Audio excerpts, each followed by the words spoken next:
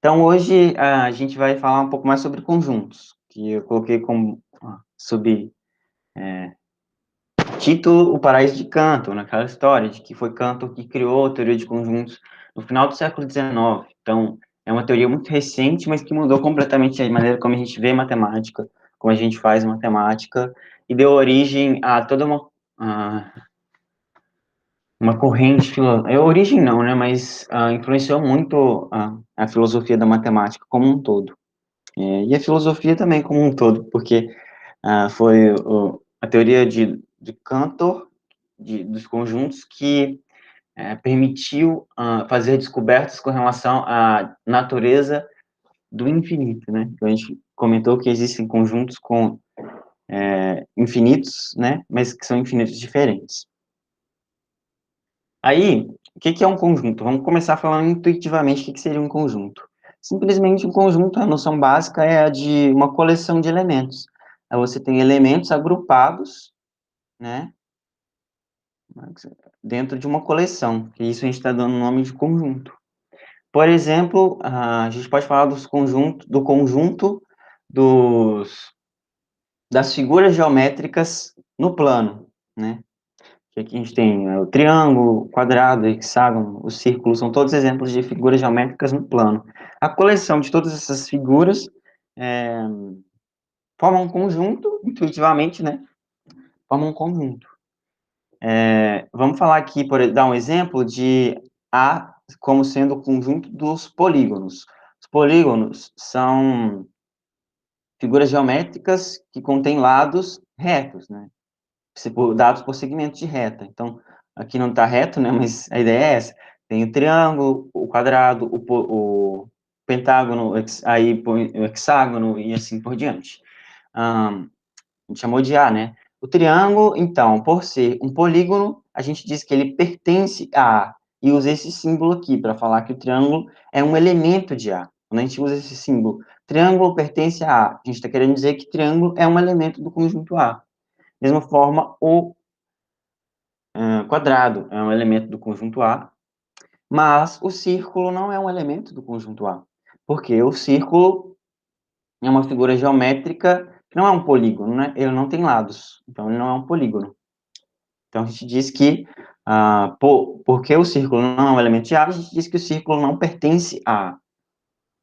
Agora a gente pensa no conjunto B, que é o conjunto que eu já apresentei ali atrás, o conjunto das figuras geométricas. Nesse caso, o círculo pertence a B, né? E da mesma forma que todo elemento que pertence a A também pertence a B. O triângulo pertence a B, o quadrado pertence a B, o pentágono e assim por diante também pertence a B, porque são todas figuras geométricas. Aí, como todo elemento de A pertence a B, a gente diz que A está contido em B. Né? Então, é uma coisa que é muito importante fazer a diferenciação em teoria de conjuntos é a relação de pertencer, que é essa relação aqui, que eu apresentei aqui, e a relação de estar contido. O conjunto A está contido no conjunto B. Né? Porque todos os elementos de A pertencem a B. A gente pode até desenhar aqui.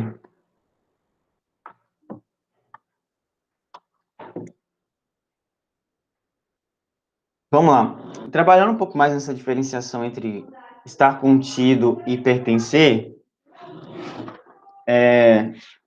só um segundo, eu vou fechar a porta aí.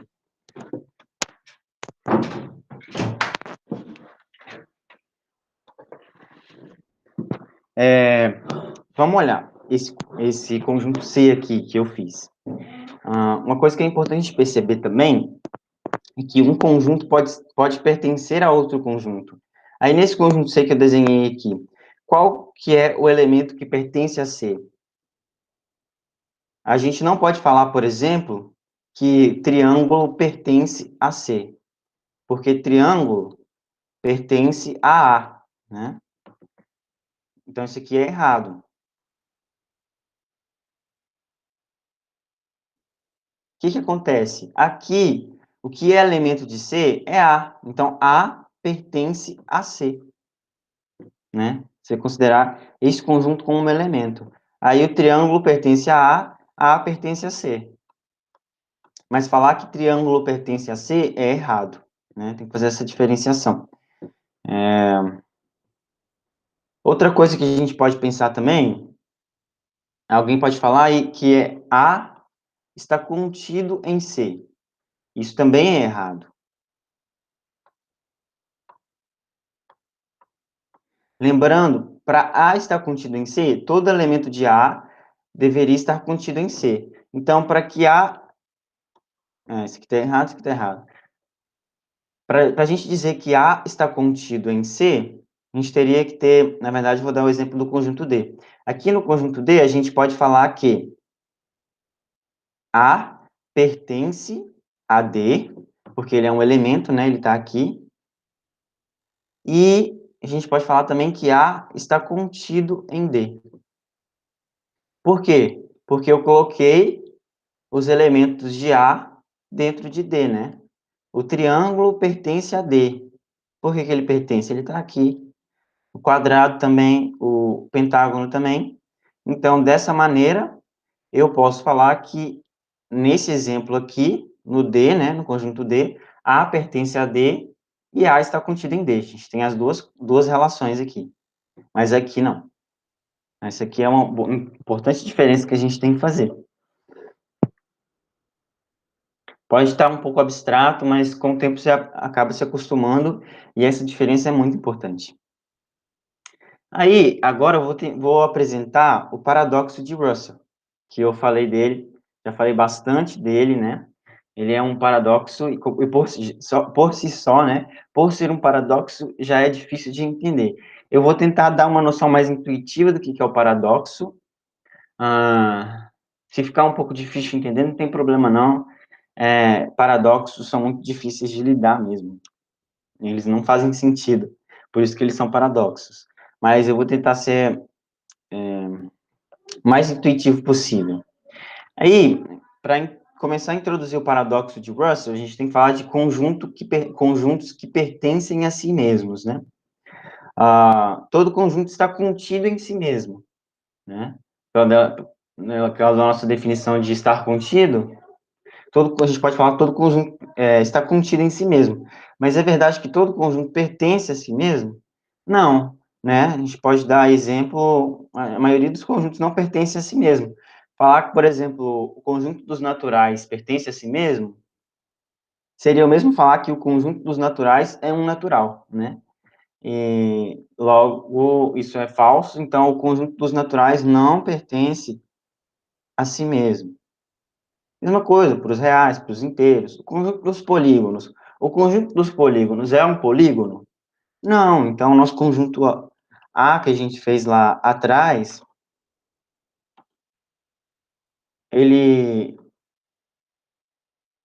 não, o conjunto A que a gente fez lá atrás não pertence a si mesmo. Agora, a gente pode pensar em conjuntos que pertencem a si mesmos, né? Um exemplo intuitivo é um catálogo de livros de uma biblioteca. Um catálogo de livros de uma biblioteca tem um microfone aberto, podia fechar.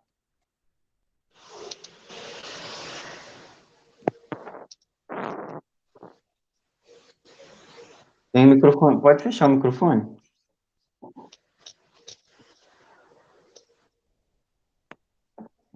Fechou. Ok. Não, aqui não. Calma.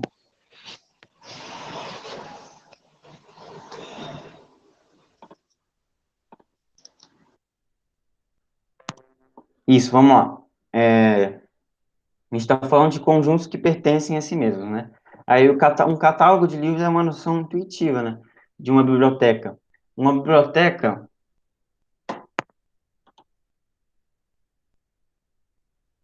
Uma biblioteca, ela pode conter o catálogo de todos os livros. Como assim? Um catálogo de livros de uma biblioteca é um livro que reúne todos os livros que a biblioteca tem. Aí, no meio desses livros, no meio desses nomes de livros que está no catálogo, o catálogo pode referenciar a si mesmo, né? Então, o catálogo pode incluir a si mesmo como conjunto de livros de uma biblioteca, como um elemento do conjunto de livros de uma biblioteca. Outro exemplo de conjunto que pertence a si mesmo, né, que é um elemento de si mesmo, é o conjunto de todos os conjuntos. Se o conjunto de todos os conjuntos contém todos os conjuntos como seus elementos, então ele deve conter a si mesmo, pertencer a si mesmo, né? Se o conjunto, ou em outras palavras, se o conjunto de todos os conjuntos é um conjunto, então ele pertence, ele é um elemento de si mesmo. Então ele pertence a si mesmo. Bem, o paradoxo de Russell vai lidar justamente com essas autorreferências, né? Que está relacionado com a relação de pertencimento, não com a relação de continência, né? Para quem chegou agora, eu fiz essa diferenciação em conjuntos. Que é a relação de pertencimento, que é a relação de continência, que é um conjunto estar contido em outro conjunto, e que é um conjunto pertencer a outro conjunto. Aqui, só voltando rapidinho, o conjunto A, aqui, a gente tem um conjunto C, que tem como elemento o conjunto A. Então, A pertence a C, como a gente vê aqui. Mas A não está contido em C, né? Da mesma forma que o triângulo aqui, ó, a gente está vendo aqui, o triângulo, é um elemento de A. Aqui é C. É um elemento de A, mas não é um elemento de C. Eu fiz essa diferenciação que é importante para a gente entender o paradoxo de Russell. Aí, vamos lá, voltando. Falando de conjuntos que pertencem a si mesmo, né? A gente viu que intuitivamente, sem formalizar, se a gente for ser levado pela nossa intuição de que é um conjunto, existem conjuntos que pertencem a si mesmos. Da mesma forma que existem conjuntos que não pertencem a si mesmos. Então, a gente pode pensar no seguinte conjunto, que eu vou chamar de M. M é o conjunto que reúne todos os conjuntos que não pertencem a si mesmos. De novo, M é o conjunto de conjuntos que não pertencem a si mesmos. Colocando em símbolos, fica assim, ó. M é o conjunto de X, tal que X não pertencem a si mesmo. As X são conjuntos, né?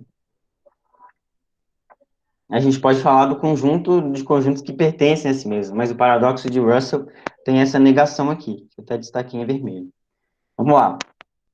Aí a gente se pergunta, tá, eu já dei o exemplo dos conjuntos dos polígonos. Conjunto dos polígonos não pertence a si mesmo, porque dizer que o conjunto dos polígonos pertence a si mesmo é dizer que o conjunto dos polígonos é um polígono, né, que é falso. Aí a gente pergunta, o próprio conjunto M, ele pertence a si mesmo? Bem, essa aí é uma pergunta, é uma proposição que a gente está se fazendo. E a resposta é a seguinte, né? Pelo princípio do terceiro excluído, a gente tem que ou M, né, que é um conjunto, ou ele pertence a si mesmo, ou ele não pertence a si mesmo, né? Não existe outra possibilidade.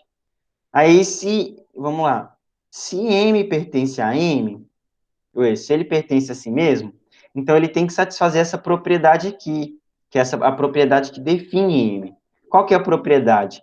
A propriedade de não pertencer a si mesmo. Então, se a gente assume que M pertence a M, isso implica, né, que M não pertence a si M, não pertence a M. Então, o que que é isso? Uma contradição. Quando a gente assume que M pertence a M, a gente conclui que M não pertence a M. A gente está assumindo uma coisa e derivando a negação dessa mesma coisa. Então, a gente é uma contradição. Agora, o que que acontece? A gente pode assumir que M não pertence a si mesmo.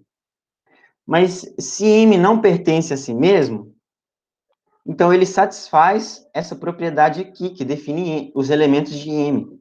Então, se M não pertence a si mesmo, então ele pertence a M. Que é, de novo, uma contradição.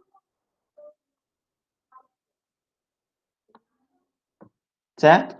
Então é isso, o paradoxo de Russell é isso.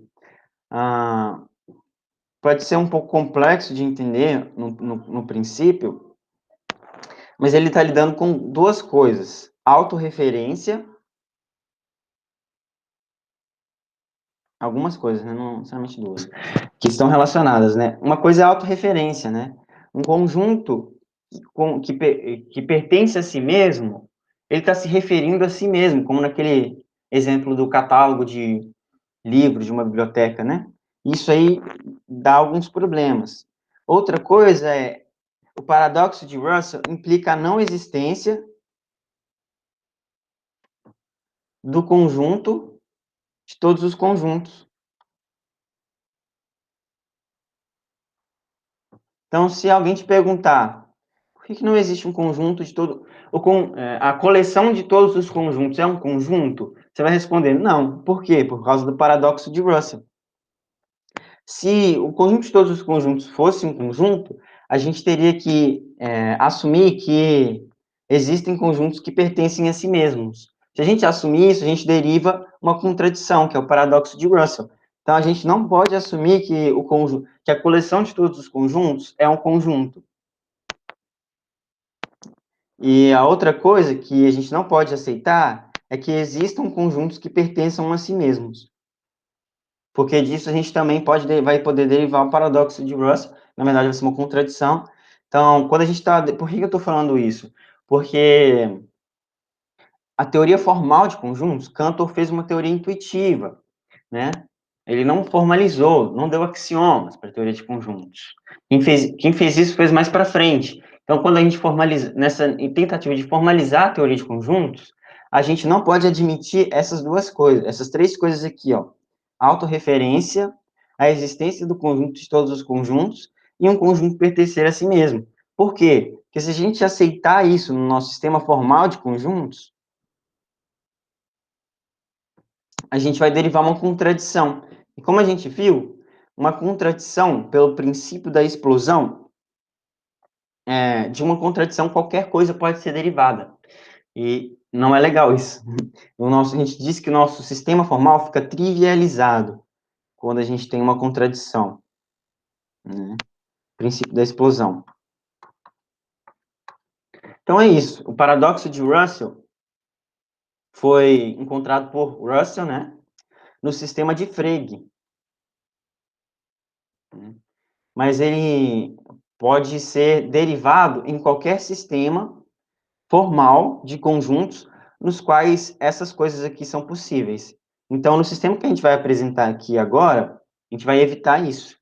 Uma solução, por exemplo, é falar que a coleção de todos os conjuntos não é um conjunto, mas é, por exemplo, uma classe, né? Isso aí seria uma solução, mas a gente vai ver que o sistema formal que a gente usa atualmente na matemática é outra coisa, dá outra solução para esse problema.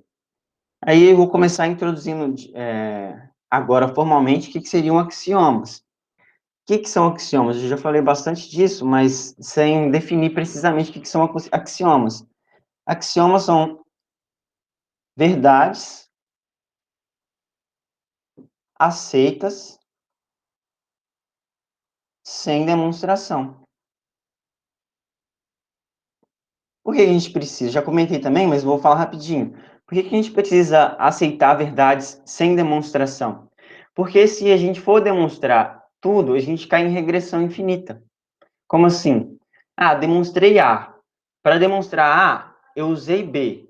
Aí eu preciso demonstrar C. Ó, eu preciso demonstrar B. Para demonstrar B, eu uso C. Mas aí eu preciso demonstrar C. Para demonstrar C, eu usei D. Aí assim sucessivamente. Então eu vou criar uma cadeia, uma de regressão infinita de demonstração e não para em lugar algum. Ou então um círculo vicioso, no qual eu uso A para demonstrar B, depois eu uso B para demonstrar A. Então, falar quais são meus axiomas é falar de onde eu vou partir, né, nesse processo. É de A ou é de B?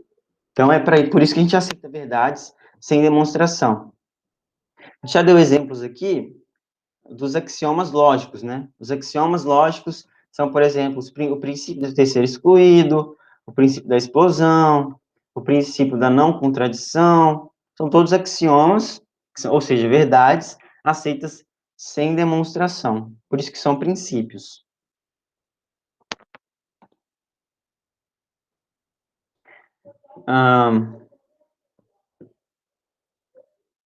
Outra coisa que a gente precisa definir agora, de maneira, direta, né, o que que são conceitos primitivos? É a mesma ideia, são conceitos aceitos, ou admitidos, né, para não ficar feio, sem definição. A ideia é a mesma. Se a gente for definir um conceito em termos de outros, a gente também cai em regressão infinita ou em um círculo vicioso, né? Então, a gente precisa falar quais vão ser os conceitos com os quais a gente vai começar. Um exemplo de conceito primitivo que a gente tem aqui, que a gente não definiu, é o conceito de verdade. A gente não falou o que é verdade. Outro conceito que a gente vai usar aqui, a gente já usou, na verdade, para definir os quantificadores existenciais, o quantificador universal, é o conceito de conjunto. A gente, inclusive, é bom usar o exemplo de conceito de conjunto, porque a gente meio que deu uma definição do que é um conjunto, né? É uma coleção de elementos. Mas essa definição foi uma definição informal. Conceito primitivo aqui é algo que a gente não define dentro da nossa linguagem formal.